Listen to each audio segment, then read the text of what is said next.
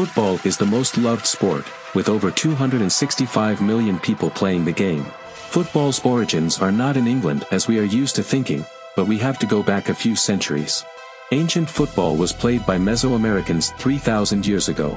For them, football had a ritual purpose, as the ball was associated with the sun which they worshipped. The Mesoamericans were also the only people of that time to have rubber balls. Another sport involving kicking a ball was discovered in China in the 3rd century BC under the name Kuju. Kuju also spread to Japan but under the name Kumari. Traces of ancient football can also be found in ancient Greece, but its importance has been reduced. Football was even found in Roman amphitheaters. But modern football began to take shape in industrial England. The industrial age helped shape the sport as factory work brought people together, and as we know, the first football teams were formed in factories.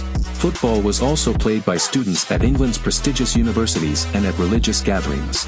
At first, football was not unlike rugby, being quite aggressive, and footwork, later called dribbling, was slowly separated from contact sport.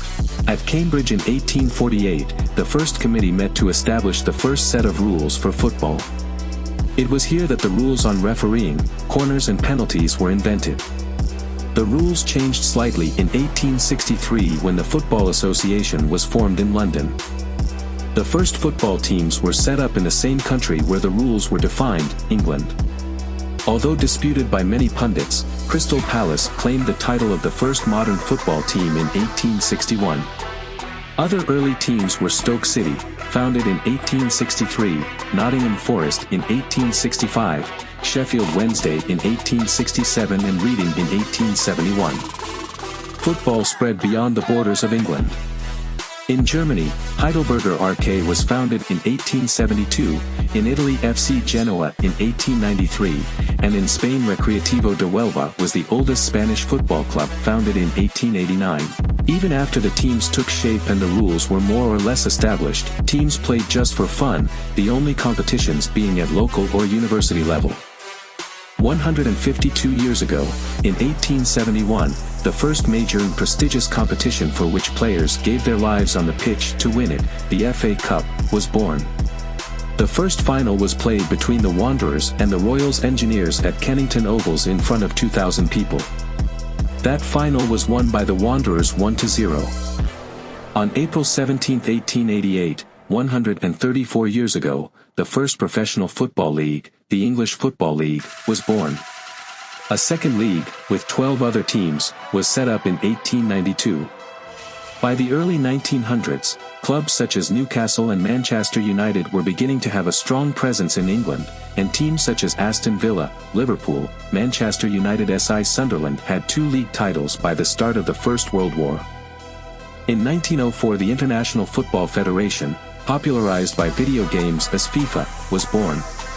It was born because football's popularity had grown substantially at the turn of the century and it needed an international governing body.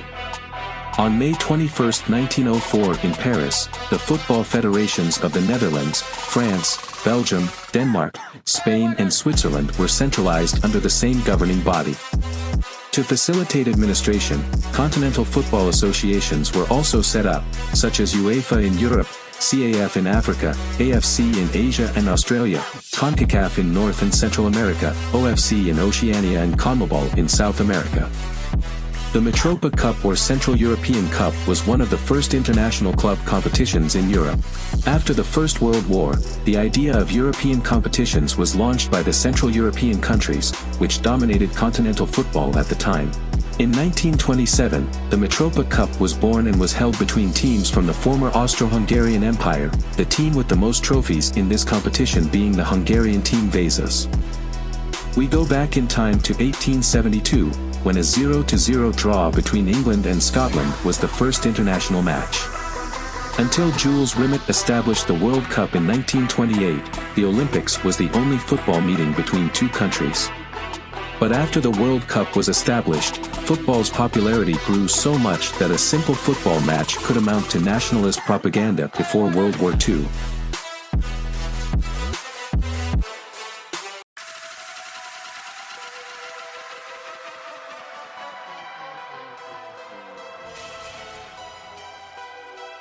In 1956, a young Brazilian man was about to usher in a new era, as I like to call it, the era of legends. At the time, the strongest teams in the world were in Europe and South America.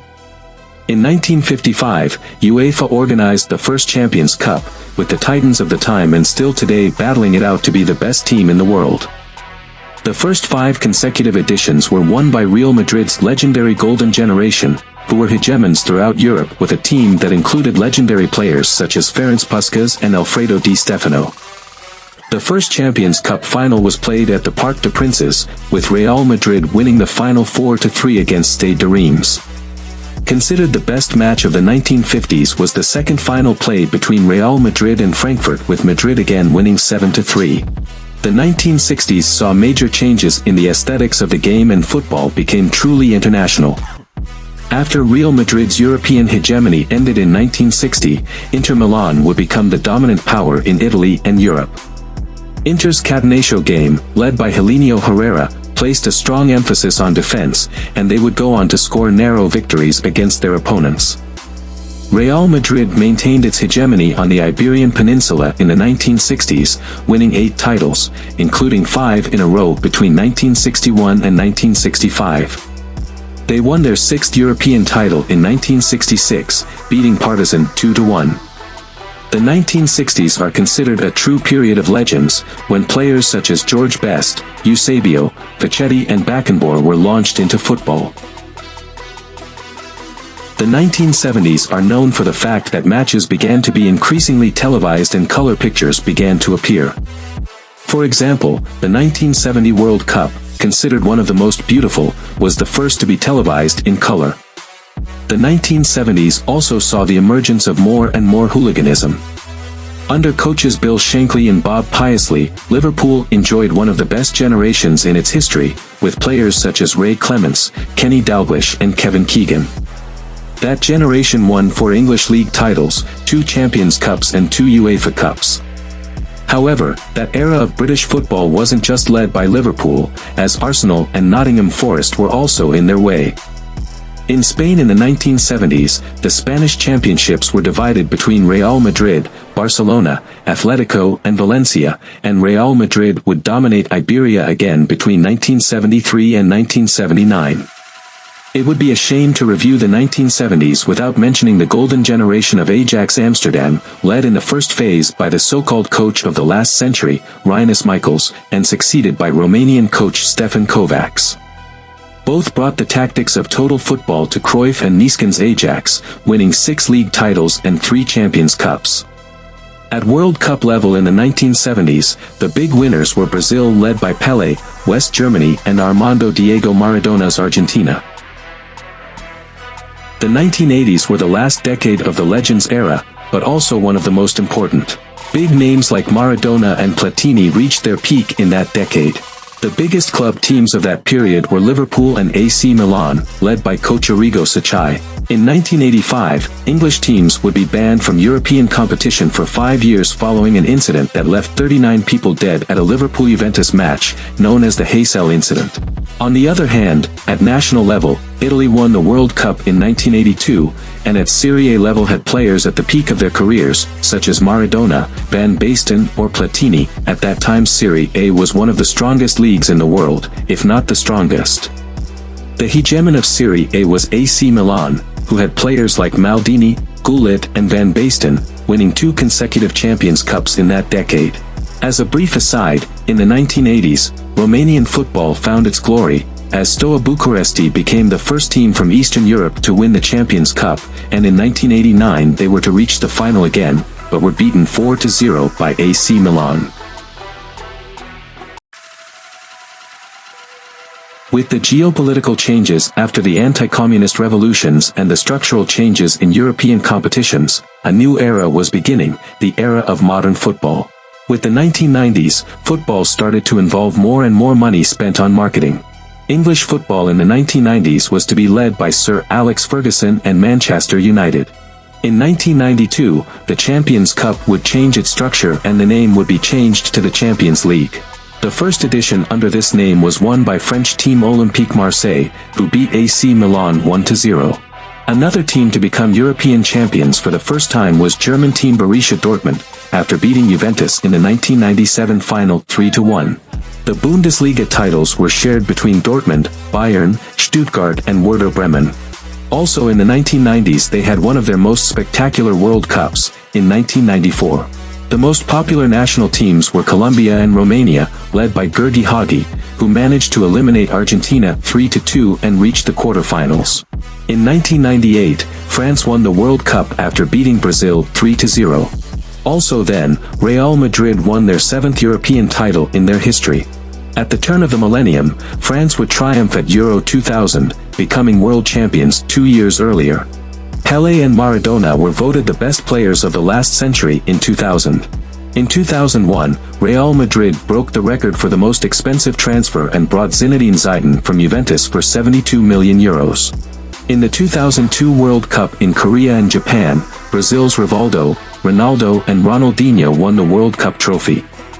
2004 was the year of one of the biggest surprises in football history, when Greece defeated Portugal in the final of the European Championship. Just a year later we witnessed another surprise, only this time in the Champions League final, when AC Milan led Liverpool 3-0 at halftime, before Liverpool equalized and won on penalties. In 2007, the top teams were Olympique Lyon, who won in France for the 6th consecutive season, and Sevilla, who won the UEFA Cup for the 2nd time in a row. Between 2005 and 2010, Barcelona had hegemony, with a team consisting of players like Lionel Messi, Xavi and Iniesta, and in 2009 they managed to win 6 trophies: La Liga, Copa del Rey, Spanish Super Cup, Champions League, UEFA Super Cup and the Championship worldwide at club level.